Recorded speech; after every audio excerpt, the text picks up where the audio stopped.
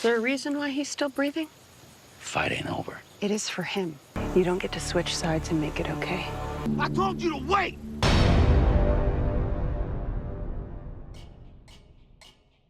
What's up, everybody? Welcome back to another episode of Watching Sundays. This week, The Walking Dead, Dead or Alive, or this episode... Or just really boring. Yes, overall, it was like a non-mover, basically. Yeah, I mean, there was a lot of things that happened, even though, you know, the Gabriel focused episode, as well as Dwight.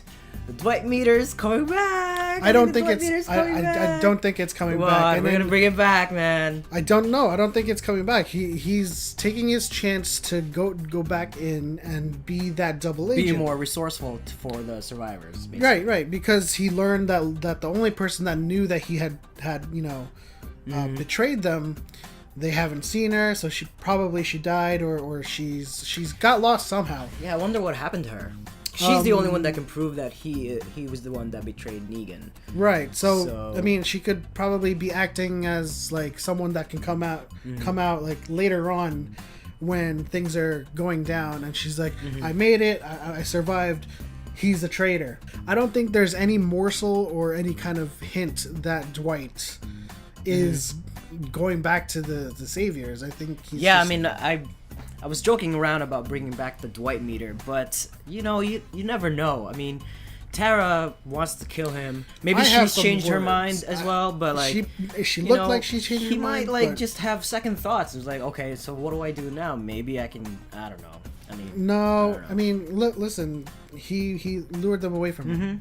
He could have let them find them at the swamp, but I have some words for Tara. Oh my god, like I could not let go of this. Just all of the spite in her, the malice in her towards Dwight. Even like Daryl probably has the most reason or more reasons to hate Dwight, and he's putting that shit aside for the better of the group. And Tara is just like, she can't let it go. She says one thing in the episode that like just irks me. She's like, you can't just up and switch sides. You know, that just doesn't happen. Bitch, you were on the governor's side and you switched, and it was by the good graces of Rick that you found your place, and that really pissed me off. That's that piece of writing that allows her, that justifies her actions, but you know, in the end, she witnessed the good deed. I found her Dwight. Insanely annoying in this episode. Yes. I think I find her fairly annoying in most episodes that she's involved with. She helped fuck up that whole plan to begin with because of her. She let her emotions get in the way of everything with Rosita, right? And I'm not. If anybody needs to die next, maybe she should go. I mean, and that's pretty harsh, but. And Daryl was part of fucking up that plan too, right? But he now is seeing that, hey, all right, let's just take a step back. We need to just like let things go according to plan, because they need to get to the hilltop, and just like stop like with this side of the road or sidebar drama that's happening along the way. Yeah. And she's like the only one that's just like, no, let's fuck things up. I can't let things go, you know? Yeah. What do you think about Gabriel? I mean, like, there was some symbolism there about his faith being in question. He never questioned his faith, but like, things were going so well. They found the freaking museum of give me everything that you have, the bottle of antibiotics, a gun, as well as keys to a car. Everything was like, there was the Lord was showing the path the whole entire time. He was converting Emmett to be like to the faith, and that was a huge theme. Like overall, he was just like, God's leading the way, and every step of the way, they were finding more things that helped them out in their journey. But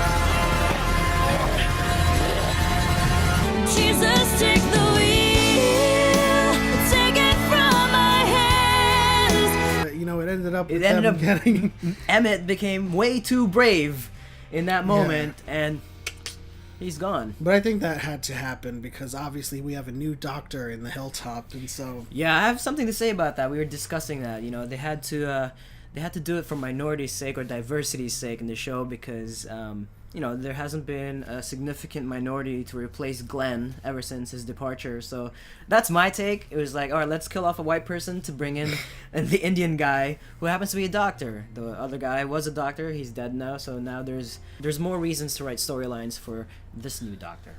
I'll let you have that. I'll let you have all of that. That whole shtick Represent the minorities, man. But in any case, Eugene is giving Negan some ideas on how to do things without the need of his arsenal. That's another thing that I hate about the writing so far. Like, if there's any gripes about writing, like, they used zombie flesh to hide themselves among the zombies, among the undead. Like, what could they possibly do with that as some kind of chemical warfare? So from Negan's standpoint, he doesn't know everyone's infected. He just knows that you get some sort of thing on you from the zombies, and then he thinks he's just gonna die, throw him right? over the wall. And well, I mean, if you watch the preview for the next episode, Simon is all about, hey, don't kill them, just shoot them, let them die with all of the zombie parts inside, and let them all turn. And I think that was the whole point of Dead or Alive or. I think Negan's plan going forward is to just, infect them all, even though they're all infected, and just throw a whole bunch of flesh over the wall, make sure you wound everybody, but don't kill them outright, don't shoot them in the head, and just let them all turn. that sounds stupid. I mean, the only thing I can think about is that they lace the bullets with the blood or whatever, and if you happen to get grazed or get shot by a bullet, that might be one way to get infected, but I don't get the whole... No, I think they're going to do the catapult thing and just shower people with the flesh and then just wound them, right, and try to get them infected somehow. Because that's all they know how to get people infected. They don't know the truth behind it all. And Negan's, Bat, and Lucille, if you do get wounded with all of that, the blood on there from the zombies, that's pretty much the same as getting bit. So that's their strategy right there. But let us know what you guys thought about this episode. Was it as boring as Flip here found it? What do you think about Tara? Is she pissing you off as much as she pisses me off? She pisses us off. Pissing us off. Let us know in the comment section below, and as always, like and subscribe for more, and we'll catch you guys next week for another Walking Dead.